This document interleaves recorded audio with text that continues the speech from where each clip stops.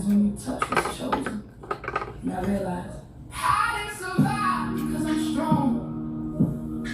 I survived because God is sovereign. I didn't win because I'm perfect. I won because God is powerful.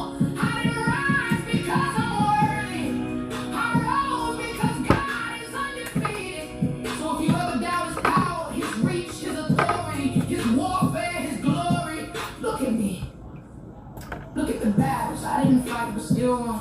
Look at the traps I didn't see but still escaped. Look at the storms I didn't calm but still survived. Look at the demons that came for me but couldn't keep me. Look at the tables He turned so violently the enemy had to flee. Look at the story He rewrote while hell was celebrating too early. Look at the destiny He protected even when I didn't know I was in danger.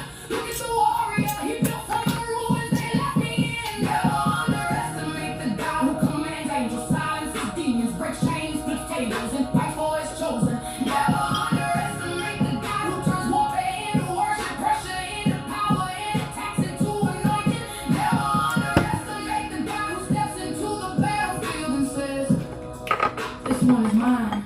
If you ever doubt His power, look at me.